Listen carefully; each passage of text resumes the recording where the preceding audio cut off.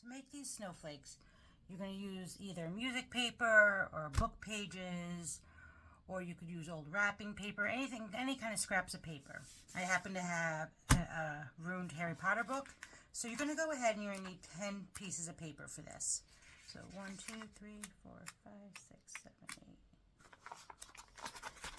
8. And you're going to tear those out.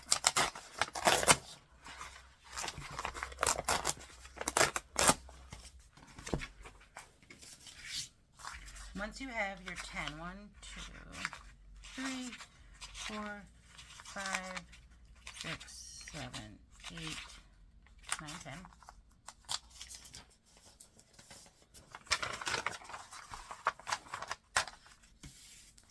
You're going to fold each one.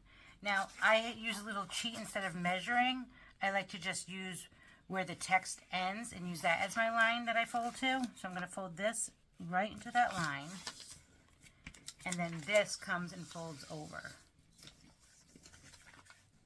like so. And then what you're going to do, you can either use double-sided tape like I'm using here, or you can use glue. It's totally up to you. It also just depends on how quickly you want everything to dry. And you're going to repeat this 9 more times. So let me show you one more. I'm going to bring this to where that text is, crease it, then the remaining over, like so, tape or glue, and fold.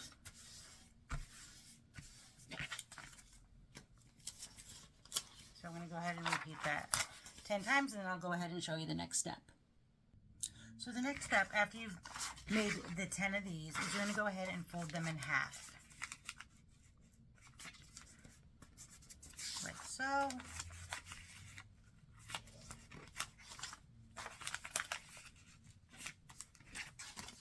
As you can see, this project comes together fairly quickly. While I'm doing this, it would be a nice time for you to like and subscribe to keep my tutorials coming out every single Sunday.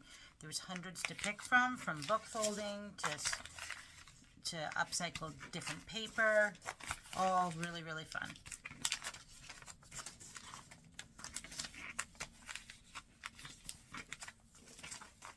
Once you've folded those in half, again, either with your glue or your double-sided tape, you're going to go ahead, run a bead down, and go ahead and fold these in half.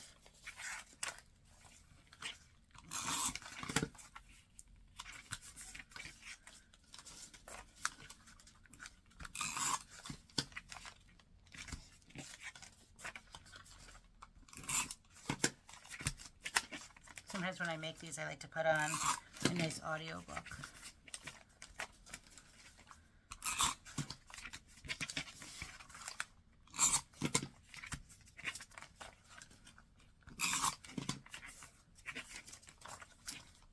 And then you'll be ready for the next step.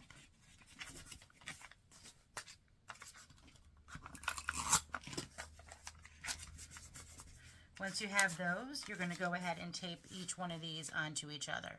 Make sure that the print, if you're using book pages, is running in the same direction.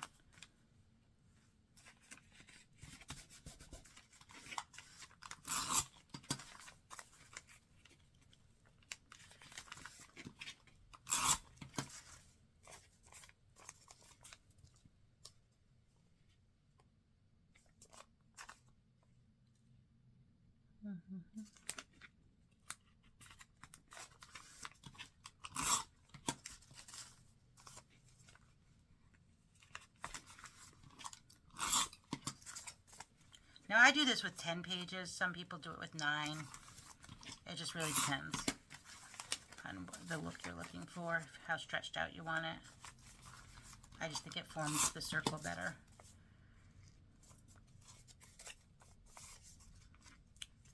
With an extra one.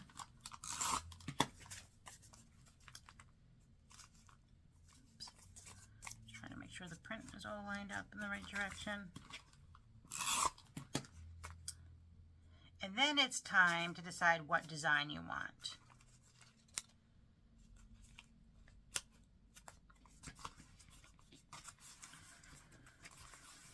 So you're going to go ahead and pick one of the designs and then draw it on to the top page.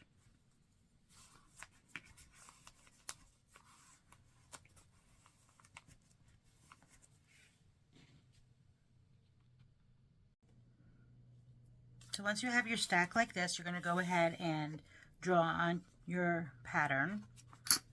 And so for me, the pattern I chose, I'm going to need to find out the halfway point, which is right there. And then I like to use the lines of paper to make sure that I'm even on both sides. So I'm going to draw this line right to here. If you want to make a template, you can do it that way. I just like to look at the template and kind of make it my own. So again, I can tell from the, it's parallel with that line. I'm going to go ahead and add that there, like so. And then I'm going to do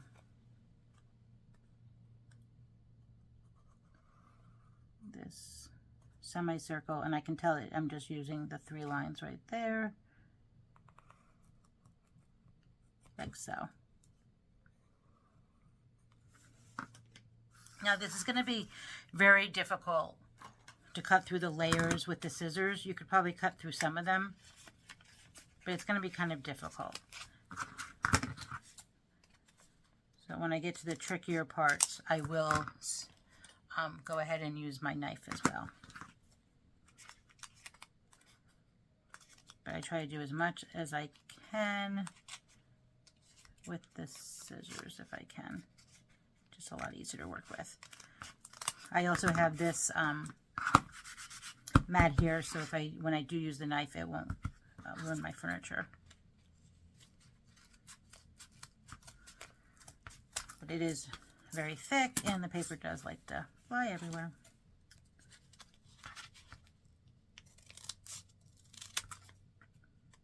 But I'm so excited for this because I've always wanted to know how to make these, and I just never knew.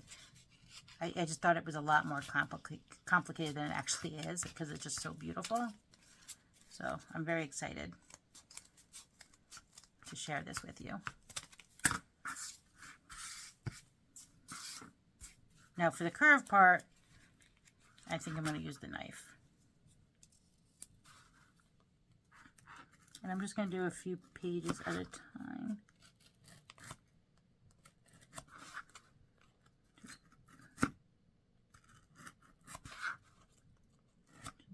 Kind of be patient with this part. But the magic is about to happen.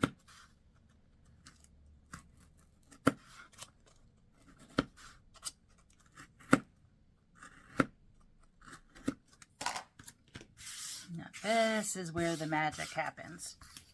Once you've done all of that, all you have to do is open it up like so.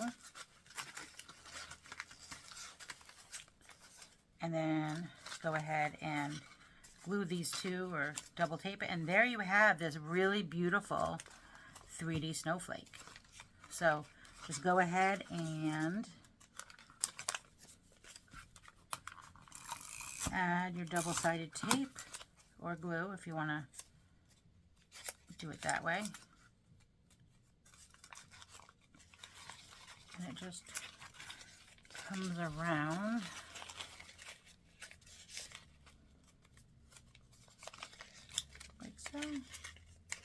Stick that there.